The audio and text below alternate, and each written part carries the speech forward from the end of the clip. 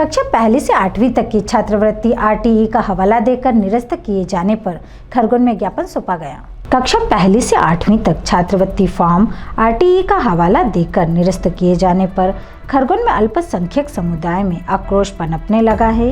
इसको लेकर बुधवार को अल्पसंख्यक वर्ग ने राज्यपाल के नाम कलेक्टर के माध्यम से ज्ञापन सौंपा। ज्ञापन के माध्यम से बताया गया है कि राष्ट्रीय छात्रवृत्ति पोर्टल एनएसपी के माध्यम से कक्षा 1 से 8वीं तक के अल्पसंख्यक छात्र छात्राओं को दी जाने वाली छात्रवृत्ति अल्पसंख्यक समुदाय के छात्र छात्राओं को प्री मैट्रिक छात्रवृत्ति प्रदान की जा रही थी।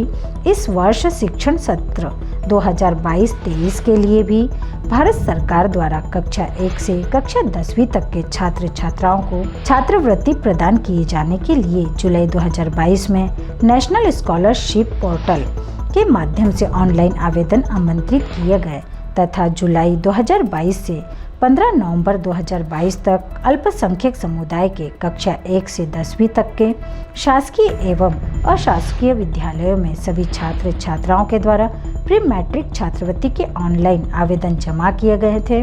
अल्पसंख्यक मंत्रालय के द्वारा कक्षा पहली से कक्षा 8वीं तक के छात्र छात्राओं के आवेदन रिजेक्ट कर दिए गए, जिसके कारण से अल्पसंख्यक छात्र छात्राएं शिक्षण सत्र 2022-23 की छात्रवृत्ति से वंचित हो गए, जो कि अनुचित है। नेशनल स्कॉलरशिप पोर्टल पर मंत्रालय द्वारा एक नोटिफिकेशन जारी किया गया, जिसमें यह दर्शाया गया है कि केंद्र सरकार द्वारा कक्षा 1 से कक्षा 8वीं तक छात्र छात्राओं को आरटीई के माध्यम से निःशुल्क शिक्षा दी जा रही है, इसलिए यह छात्रवृत्ति के लिए पात्र नहीं है। इस मामले को लेकर युवक कांग्रेस के जिला प्रवक्ता शाहरुख मिर्जा का कहना है कि 25% छात्र छात्रा ही निःशुल्क शिक्षा प्राप्त कर पाते हैं। उनमें भी केवल वे छात्र छात्राएं जो कि पात्र हैं और उन्हें भी ऑनलाइन लॉटरी के माध्यम से प्रवेश मिल पाता है।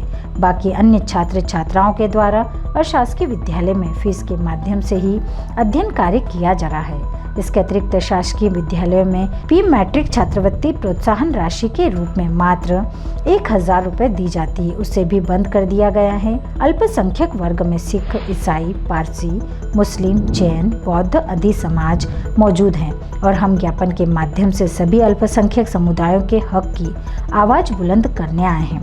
अगर सरकार ने अल्पसंख्यक छात्रवृत्ति बंद ही करना थी तो आम गरीब जनता से पैसे खर्च करवाकर आवेदन फॉर्म क्यों जमा करवाएं? ऐसे अल्पसंख्यकों के हितों के हनन वाले निर्णयों का सरकार द्वारा तुरंत वापस लेना चाहिए और सरकार के द्वारा अल्पसंख्यक वर्ग के छात्र छात्रों की छात्रवृत्ति पुनः शुरू की जानी चाहिए। सामाजिक कार्यकर्ता सुल्तान भुट्टो का कहना है कि अल्पसंख्यक छात्रवृत्ति विगत कई वर्षों से भारत सरकार की ओर से दी जा रही है, जिसे बंद किया जाना अनुचित है, जनहित में नहीं। गरीब अल्पसंख्यक समुदाय में कक्षा 1 से 8वीं तक के बच्चों को इस छात्रवृत्ति से शिक्षा प्राप्त करने में बड़ी सहायता प्राप्त हो जाती है, लेकिन इसे बंद कर दिए जाने के कारण अल्पसंख्यक समुदाय का शिक्षा का विकास अवरुद्ध होगा।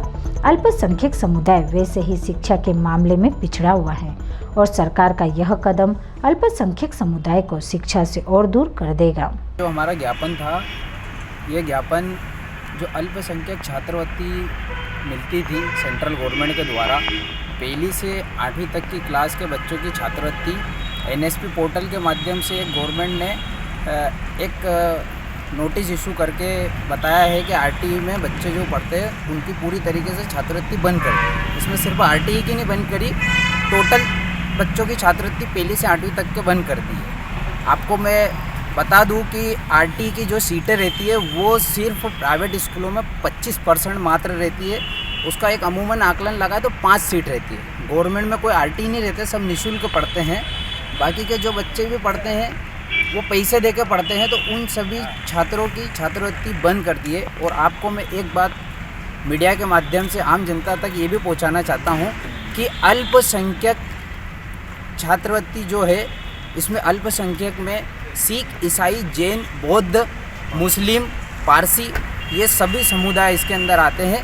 इस सभी समुदाय के लोगों को जागरूक होना पड़ेगा, आगे आना पड़ेगा, क्योंकि ये छोटा छोटा छात्रवृत्ति एक प्रोत्साहन राशि रहती है गरीब जनता के लिए, गरीब परिवार के लिए।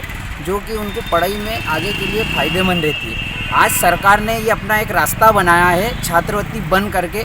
कल ओबीसी छात्रवृत्ति भी बंद कर सकती है अगर आवाज़ नहीं उठाई तो।